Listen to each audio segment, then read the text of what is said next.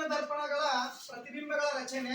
ನಿಮ್ನ ದರ್ಪಣಗಳಲ್ಲಿ ಪ್ರತಿಬಿಂಬಗಳ ರಚನೆ ಯಾವ ರೀತಿ ಅಂತಂದ್ರೆ ಪ್ರಧಾನ ಅಕ್ಷದ ಮೇಲೆ ಯಾವ ವಸ್ತುವಿನ ಮೇಲೆ ವಸ್ತುವನ್ನ ಯಾವುದ್ರ ಮೇಲೆ ಇಟ್ಟಾಗ ಅದರ ಪ್ರತಿಬಿಂಬಗಳ ಸ್ವಭಾವ ಗಾತ್ರ ಸ್ಥಾನವನ್ನ ಇಲ್ಲಿ ನಾವಿಲ್ಲಿ ವ್ಯಕ್ತಪಡಿಸ್ತೀವಿ.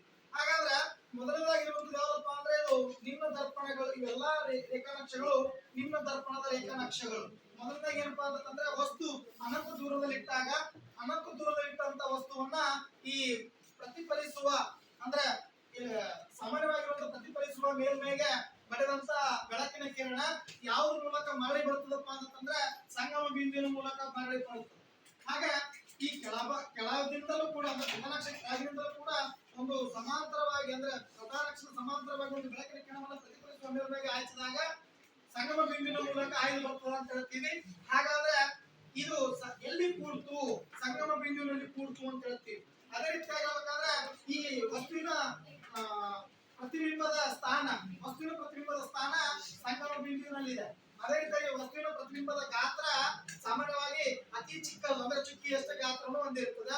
ಅದೇ ರೀತಿ ಹೇಳ್ಬೇಕಾದ್ರೆ ಇನ್ನೊಂದು ಸ್ವಭಾವ ಏನಾಗಿರ್ತಪ್ಪ ಅಂದ್ರೆ ಸತ್ಯ ಮತ್ತು ತಲೆ ಕೆಳಗಾದ ಪ್ರತಿಬಿಂಬ. ಯಾವಾಗಲೂ ನಿಮ್ನ ದರ್ಪಣದಲ್ಲಿ ಸತ್ಯ ಮತ್ತು ತಲೆ ಕೆಳಗಾದ ಪ್ರತಿಬಿಂಬವನ್ನು ಉಂಟಾಗ್ತದೆ. ಯಾಕಂದ್ರೆ ಪ್ರತಿಬಿಂಬ ಯಾವಾಗಲೂ ತಲೆ ಕೆಳಗಾಗಿರ್ತದೆ ಅಂದ್ರೆ ಬಿತ್ತು ಅಂತ ಅದಕ್ಕೆ ಕರಿತೀವಿ. ಹಾಗಾದ್ರೆ ಇನ್ನೊಂದು ಈಗ ಏನ್ ಮಾಡ್ತಾ ಇದೆ ಅಂತಂದ್ರೆ ದರ್ಪಣದ ಸಮೀಪ ತರ್ತಾ ಇದೀವಿ ವಸ್ತುವನ್ನ. ಪ್ರಧಾನ ಅಕ್ಷದ ಸೀನ ಹಿಂದೆ ಇಟ್ಟಂತ ವಸ್ತು ಇದು. ಎಲ್ಲಿಟ್ಟಿದೀವಿ ಅಂತಂದ್ರೆ ಎಡದಬೇಕಂದ್ರೆ ಸೀನ ಹಿಂದೆ ಇಟ್ಟಂತ ವಸ್ತುವಿನಿಂದ ಬೆಳಕಿನ ಕಿರಣವನ್ನ ಪ್ರತಿಫಲಿಸುವ ಮೇಲ್ಮೈಗೆ ಎಲ್ಲಿಪ್ಪ ಅಂದ್ರೆ ಸಮಾಂತರವಾದ ಕಿರಣವನ್ನು ಹಾಯಿಸ್ತಾ ಇದೀವಿ. ಅದು ಸಮಾಂತರವಾಗಿ ಕಿರಣವನ್ನು ಹಾಯಿಸಿದಂತ ಕಿರಣ ಎದ್ರ ಮೂಲಕ ಬರ್ತಪ್ಪ ಅಂದ್ರೆ ಸಂಗಮ ಬಿಂದುವಿನ ಮೂಲಕ ಹಾಯ್ದು ಬರ್ತದೆ. ಇನ್ನೊಂದು ಕಿರಣವನ್ನು ಎದ್ರ ಮೂಲಕ ಹಾಯಿಸ್ತಾ ಇದೀವಿ ಅಂತಂದ್ರೆ ಸೀನ ಮೂಲಕ ಹಾಯಿಸ್ತಾ ಇದೀವಿ ಅಂದ್ರೆ ವಕ್ರತಾ ಕೇಂದ್ರ ಅಂತ ಕರೀತೀವಿ. ಆ ಸೀನ ಮೂಲಕ ಹಾಯಿಸಿದಂತ ಬೆಳಕಿನ ಕಿರಣ ಪ್ರತಿಫಲನಗೊಂಡು ಅದೇ ದಿಕ್ಕಿನಲ್ಲಿ ಮರಳಿ ಬರ್ತದೆ ಆ ಕಿರಣವನ್ನು. ಅದೇ ರೀತಿಯಾಗಿ ಇಲ್ಲಿ ಏನ್ ಹೇಳ್ತೀವಿ ಅಂತಂದ್ರೆ ಇದು ವಸ್ತು ಏನಾಗಿದ್ರಿ ತಲೆ ಕೆಳಗಾದ ವಸ್ತುವಿನ ಪ್ರತಿಬಿಂಬ. ಹೌದಾ? ಬಿ ಡ್ಯಾಶ್ ಎ ಡ್ಯಾಶ್ ಅಂತ ಕರಿತೀವಿ. ಇದು ಎ ಮತ್ತು ಬಿ ಅಂತಂದ್ರೆ ವಸ್ತು. ಹಾಗಾದ್ರೆ ಇಲ್ಲಿ ವಸ್ತುವಿನ ಪ್ರತಿಬಿಂಬದ ಸ್ಥಾನ ಸಿ ಮತ್ತು ಎಫ್ ನಡುವೆ ಇದೆ. ಹಾಗೆ ಇನ್ನೊಂದು ಗಾತ್ರ ಏನಂದ್ರಿ ಇದಕ್ಕಿಂತ ಸ್ವಲ್ಪ ದೊಡ್ಡದು ಅಂದ್ರೆ ಚಿಕ್ಕದು. ಇದು ಸ್ವಭಾವ ಏನಂದ್ರಿ ಸತ್ಯ ಮತ್ತು ತಲೆ ಕೆಳಗಾದ ಪ್ರತಿಬಿಂಬ. ಹಾಗಾದ್ರೆ ಇದು ಮೂರನೇ ಬರೋಣ. ಈಗ ಸಮೀಪ ತರ್ತಾ ಇದೀವಿ. ಎದ್ರ ಸಮೀಪ ಅಂದ್ರೆ ದರ್ಪಣದ ಸಮೀಪ. ಇಲ್ಲಿ ಸೀನ ಮೇಲೆ ವಸ್ತುವನ್ನು ಇಡ್ತಾ ಇದೀವಿ. ಸೀನ ಮೇಲೆ ವಸ್ತುವನ್ನು ಇಟ್ಟು ಅದು ಯಾವ್ದ್ರ ಮೂಲಕ ಹಾಯಿಸ್ತಾ ಇದೆ ಅಂತಂದ್ರೆ ಪ್ರಧಾನ ಅಕ್ಷಕ್ಕೆ ಸಮಾಂತರವಾಗಿ. ಪ್ರಧಾನ ಅಕ್ಷ ಅಂತಂದ್ರೆ ಏನಪ್ಪಾ ಅಂತಂದ್ರೆ ಎಕ್ಸ್ ಡ್ಯಾಶ್ ಎಕ್ಸ್ ಗೆ ಪ್ರಧಾನ ಅಕ್ಷ ಅಂತ ಕರಿತೀವಿ. ಇದು ಕಾಲ್ಪನಿಕ ರೇಖೆ ಅಂತ ಕೂಡ ಕರಿತೀವಿ. ಈ ಪ್ರಧಾನ ಅಕ್ಷದ ಸಮಾಂತರವಾಗಿ ಎದಕ್ಕೆ ಹಾಯಿಸ್ತಾ ಇದೆ ಅಂತಂದ್ರೆ ಪ್ರತಿಫಲಿಸುವ ಮೇಲ್ಮೈಗೆ ಹಾಯಿಸ್ತಾ ಇದೀವಿ ದರ್ಪಣ. ಆ ದರ್ಪಣ ಪ್ರತಿಫಲಿಸುವ ಮೇಲ್ಮೈಗೆ ಹಾಯಿಸಿದಂತ ಬೆಳಕಿನ ಕಿರಣ ಬರ್ತಾ ಇದೆ ಸಂಗಮ ಬಿಂದುವಿನ ಮೂಲಕ ಹಾಯ್ದು ಬರ್ತಾ ಇದೆ. ಆ ಸಂಗಮ ಬಿಂದುವಿನ ಹಾಯ್ದು ಬಂದಲ್ಲಿ ಇನ್ನೊಂದು ಎದ್ರ ಮೂಲಕ ಹಾಯಿಸ್ತಾ ಇದೀನಿ? ಸಂಗಮ ಬಿಂದುವಿನ ಮೂಲಕನೇ ಕಿರಣ ಹಾಯಿಸ್ತಾ ಇದೀನಿ. ಎದಕ್ಕ? ಪ್ರತಿಫಲಿಸುವ ಮೇಲ್ಮೈ. ಅದು ಏನಾಗ್ತದೆ? ಸಂಗಮ ಇದು ಪ್ರಧಾನ ಅಕ್ಷದ ಸಮಾಂತರ ಕಿರಣವಾಗಿ ಅದು ಮರಳಿ ಏನ್ ಮಾಡ್ತದೆ ಅಂತ ಪ್ರತಿಫಲನಗೊಳ್ತಾ ಇದೆ. ಪ್ರತಿಫಲನಗೊಂಡು ಎಲ್ಲಿ ಕೂಡ್ತು ಅಂದ್ರೆ ಎಲ್ಲಿ ಅದನ್ನ ಕೂಡ್ತು, ಪ್ರತಿಬಿಂಬದ ಸ್ಥಾನ ಎಲ್ಲಿ ಅದ ಅಂತ ಹೇಳ್ಬೇಕಾದ್ರೆ ಪ್ರತಿಬಿಂಬದ ಸ್ಥಾನ ಸೀನ ಮೇಲೆ. ಪ್ರತಿಬಿಂಬದ ಸ್ಥಾನ ಸೀನ ಮೇಲೆ. ಇದು ಪ್ರತಿಬಿಂಬದ ವಸ್ತುವಿನ ಗಾತ್ರ ಏನಾಗಿದೆ? ವಸ್ತುವಿನಷ್ಟೇ ಗಾತ್ರ. ಈ ವಸ್ತು ಎಷ್ಟದ್ರಿ? ಅದ್ರ ಗಾತ್ರ ಪ್ರತಿಬಿಂಬದ ಗಾತ್ರ ಕೂಡ ಎಷ್ಟದ್ರಿ? ವಸ್ತುವಿನಷ್ಟೇ ಗಾತ್ರ. ಅದೇ ರೀತಿಯಾಗಿ ಹೇಳ್ಬೇಕಾದ್ರೆ ಇದು ಸತ್ಯ ಮತ್ತು ತಲೆ ಕೆಳಗಾದ ಪ್ರತಿಬಿಂಬ. ಸತ್ಯ ಮತ್ತು ತಲೆ ಕೆಳಗಾದ ಪ್ರತಿಬಿಂಬ ಎಲ್ಲಿಟ್ಟಾಗ? ವಸ್ತು ಎಲ್ಲಿಟ್ಟಾಗ? ಸೀನ ಮೇಲೆ ಇಟ್ಟಾಗ. ಗಾತ್ರ ಏನಾಗಿರ್ತದ? ವಸ್ತುವಿನಷ್ಟೇ ಗಾತ್ರ ಆಗ್ಬೇಕಾದ್ರೆ ವಸ್ತುವಿನ ಇಡ್ಬೇಕ್ರಿ ಸೀನ ಮೇಲೆ ಇಡಬೇಕು. ಒಂದು ಸಮಾಂತರವಾಗಿ ಹಾಯಿಸಬೇಕು ಕಿರಣ, ಇನ್ನೊಂದು ಎದ್ರ ಮೂಲಕ ಹಾಯಿಸಬೇಕು? ಸಂಗಮ ಬಿಂದುವಿನ ಮೂಲಕ ಹಾಯಿಸಿದಾಗ ವಸ್ತುವಿನಷ್ಟೇ ಗಾತ್ರವನ್ನು ನಮಗೆ ಸಿಗುತ್ತದೆ ಅಂತ ಹೇಳ್ತೀವಿ. ಆದ್ರೆ ಇಲ್ಲಿ ಬರೋಣ ನಾಲ್ಕನೇದಕ್ಕಾಗಿ ವಸ್ತು ಸಿ ಮತ್ತು ಎಫ್ ನ ಮಧ್ಯೆ ಇಡ್ತಾ ಇದೆ. ಈ ಸಿ ಮತ್ತು ಎಫ್ ನ ಮಧ್ಯೆ ಇಟ್ಟಂತ ವಸ್ತು ಒಂದು ಬೆಳಕಿನ ಕಿರಣ ಎದ್ರ ಮೂಲಕ ಹಾಯಿಸ್ತಾ ಇದೆ ಅಂತಂದ್ರೆ ಪ್ರಧಾನ ಅಕ್ಷ ಸಮಾಂತರವಾಗಿ ಪ್ರತಿಫಲನಗೊಳ್ಳುವಂತ ಒಂದು ದರ್ಪಣಕ್ಕೆ ಹಾಯಿಸ್ತಾ ಇದೆ. ಹಾಯಿಸಂತ ಬೆಳಕಿನ ಕಿರಣ ಎದ್ರ ಮೂಲಕ ಬರ್ತಾ ಇದೆ? ಎಫ್ ನ ಮೂಲಕ ಹಾಯ್ದು ಬರ್ತಾ ಇದೆ. ಇನ್ನೊಂದು ಕಿರಣವನ್ನು ಎದಕ್ಕೆ ಹಾಯಿಸ್ತಾ ಇದೆ ಅಂತಂದ್ರೆ ಸಿ ನ ಮೂಲಕ ಹಾಯಿಸ್ತಾ ಇದೆ. ಆ ಸಿ ನ ಮೂಲಕ ಅಂದ್ರೆ ವಕ್ರತಾ ಕೇಂದ್ರದ ಮೂಲಕ ಹಾಯಿಸ್ತಾ ಇದೆ. ಆ ವಕ್ರತಾ ಕೇಂದ್ರದ ಮೂಲಕ ಹಾಯಿಸಿದಂತ ಬೆಳಕಿನ ಕಿರಣ ಅದೇ ದಿಕ್ಕಿನಲ್ಲಿ ಮಳೆ ಬರ್ತದೆ. ಸಿ ನ ಮೂಲಕ ಹಾಯಿಸಿದಂತ ಬೆಳಕಿನ ಕಿರಣ ಏನಾಗ್ತದೆ?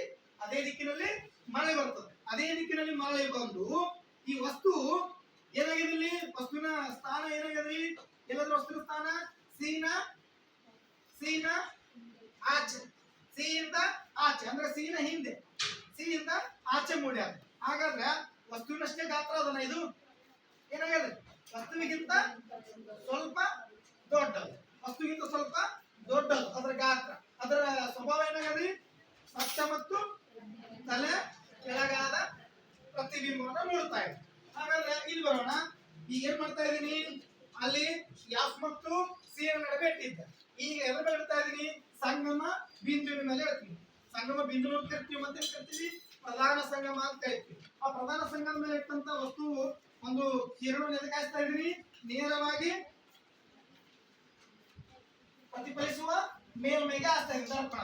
ಅದ್ರ ಮೂಲಕ ಎಲ್ಲಿಂದ ಬರ್ತದು, ಪ್ರಧಾನ ಸಂಗಮದ ಮೂಲಕನೇ ಬಾಯಿಗೆ ಬರ್ತದೆ. ಇನ್ನೊಂದು ಎದಕ್ಕೆ ಇದ್ರ ಮೂಲಕ ಹಾಕ್ತಿದ್ರಿ, ಸೆಂಟರ್ ಆಫ್ ಕರ್ವೇಚರ್ ಅಂತ ಕರಿತೀವಲ್ಲ, ಅಂದ್ರೆ ಎದ್ರ ಮೂಲಕ ಸೀನ ಮೂಲಕ ಹಾಯಿಸ್ತಾ ಇದೆ. ಸೀನ ಮೂಲಕ ಹಾಯಿಸುವಂತ ಕಿರಣ ಯಾವ ಮೂಲಕ ಬರ್ತದ, ಸೀನ ಮೂಲಕನೇ ಮರಳಿ ಬರ್ತದೆ. ಆದ್ರೆ ಇದು ಎಲ್ಲಿ ವಸ್ತುವಿನ ಸ್ಥಾನ ಎಲ್ಲದ, ಅನಂತ ದೂರದಲ್ಲದ. ಅಂದ್ರೆ ಇದು ಕೂಡುತ್ತದೆ ಮುಂದೆ ಹೋಗಿ ಅಂತ, ಅನಂತ ದೂರದಲ್ಲದ. ನಾವಿಲ್ಲ ಅನಂತ ದೂರದಲ್ಲಿ ವಸ್ತು ಇಟ್ಟಿದಲ್ಲ, ಅನಂತ ದೂರದಲ್ಲಿ ವಸ್ತು ಏನ್ ಮಾಡ್ತದ, ಪ್ರತಿಬಿಂಬ ಕಲಿತದ, ಕೂಡುತ್ತದ, ಅಲ್ಲಿ ಅದರ ಸ್ಥಾನವನ್ನ ಆಗ್ಬಹುದು ಅಂತ ಹೇಳ್ತಾನೆ. ಹಾಗಾದ್ರೆ ಅದು ಪ್ರತಿಬಿಂಬದ ಗಾತ್ರ ಏನಂದ್ರೆ ಅತಿ ದೊಡ್ಡದು, ವಸ್ತುವಿಗಿಂತ ಅತಿ ದೊಡ್ಡದು. ಅದೇ ರೀತಿ ಅದು ಸತ್ಯ ಮತ್ತು ತಲೆ ಕೆಳಗಾದ ಪ್ರತಿಬಿಂಬ. ಯಾವಾಗಲೂ ಪ್ರಧಾನ ಅಕ್ಷರ ಕೆಳಗೆ ಹೋಯ್ತು ಅಂತಂದ್ರೆ ಅದೇನಂದ್ರೆ ಬಿತ್ತು, ಅದು ಅದಕ್ಕಿಂತ ಏನಂದ್ರೆ ದೊಡ್ಡದಾಗಿರ್ತದೆ ಮತ್ತು ಸತ್ಯ ಮತ್ತು ತಲೆ ಕೆಳಗಾದ ಪ್ರತಿಬಿಂಬ. ಇನ್ನು ಕೊನೆಯದಲ್ಲಿ ಬರ್ತೀವಿ, ವಸ್ತು ಎಲ್ಲಿಟ್ಟಾಗಂತಂದ್ರೆ ಪ್ರಧಾನ ಸಂಗಮ ಮತ್ತು ದರ್ಪಣದ ಧ್ರುವದ ನಡುವೆ ಇಟ್ಟಾಗ. ಪ್ರಧಾನ ಸಂಗಮ ಮತ್ತು ದರ್ಪಣದ ಧ್ರುವದ ನಡುವೆ ಇಟ್ಟಾಗ ಇಲ್ಲಿಟ್ಟಂತ ವಸ್ತುವನ್ನ ಎದಕ್ಕೆ ಹಾಯಿಸ್ತಾ ಇದ್ರಿ, ನೇರವಾಗಿ ದರ್ಪಣದ ಧ್ರುವಕ್ಕೆ ಹಾಯಿಸ್ತಾ ಇದೆ. ಆ ದರ್ಪಣದ ಧ್ರುವಕ್ಕೆ ಹಾಯಿಸಿದಾಗ ಕೋನವಾಗಿ ಉಂಟಾಗ್ತದೆ. ಅಂದ್ರೆ ಪ್ರತಿಬಿಂಬ ಅಂದ್ರೆ ಸಮನ್ವಯಬೇಕಾದ್ರೆ ದರ್ಪಣಗಳ ಬಲಿ ಉಂಟಾಗುವಂತ ಪ್ರತಿಫಲನದ ನಿಯಮಕ್ಕೆ ಇದು ದಾರಿ ಆಗ್ತದೆ. ಯಾಕಂದ್ರೆ ಪತನ ಕಿರಣ ಇಲ್ಲೇನಪ್ಪ ಅಂದ್ರೆ ಪ್ರತಿಫಲನ ಕಿರಣ ಎರಡು ಸಮನಾಗಿರ್ತಾವ. ಪತನ ಕೋನ ಪ್ರತಿಫಲನ ಕೋನಕ್ಕೆ ಸಮನಾಗಿರ್ತದ. ಈ ಬಿಂದುವಿನಿಂದ ಎಳೆದ ಎದಕ್ಕೆ ಸಮಾಂತರವಾಗಿರ್ತಪ್ಪ ಅಂದ್ರೆ ಈ ಪ್ರಧಾನ ಅಕ್ಷಕ್ಕೆ ಸಮಾಂತರವಾಗಿ ಬಂದಿರ್ತದೆ. ಅದಕ್ಕ ಇನ್ನೊಂದು ಏನಪ್ಪಾ ಅಂದ್ರೆ ಎರಡು ಮೂಲಕ ಹಾಕ್ತದೆ, ಸೀನ ಮೂಲಕ ಹಾಕ್ತಾ ಇದ್ದೀನಿ. ಎರಡು ಮೂಲಕ ಹಾಕ್ತಾ ಇದೀನಿ, ಸೀನ ಮೂಲಕ ಹಾಕ್ತದೆ. ಸೀನ ಮೂಲಕ ಹಾಕಿದಂತ ಕಿರಣ ಮತ್ತೆ ಅದ್ರ ಮೂಲಕನೇ ಬರ್ತದೆ, ಹೌದಾ? ಅದ್ರ ಮೂಲಕ ಬರ್ಬೇಕಾದ್ರೆ ಏನಾಗ್ತದೆ, ಇಲ್ಲಿ ಹೋಗಿ ಎಲ್ಲಿ ಕೊಡ್ತಿದ್ದು, ನಿಮ್ನ ದರ್ಪಣದ ಹಿಂದೆ. ನಿಮ್ನ ದರ್ಪಣದ ಹಿಂದೆ ವಸ್ತುವಿನ ಸ್ಥಾನ ಎಲ್ಲದ್ರಿ, ನಿಮ್ನ ದರ್ಪಣದ ಹಿಂದೆ. ಮತ್ತು ಇನ್ನೊಂದು ಏನಂದ್ರೆ ಇದ್ರ ಗಾತ್ರ ದೊಡ್ಡ, ವಸ್ತುಗಿಂತ ದೊಡ್ಡ. ಮತ್ತ ಸ್ವಭಾವ ಏನಂದ್ರೆ ಇದು ನೇರ ಮತ್ತು ಮಿಥ್ಯ.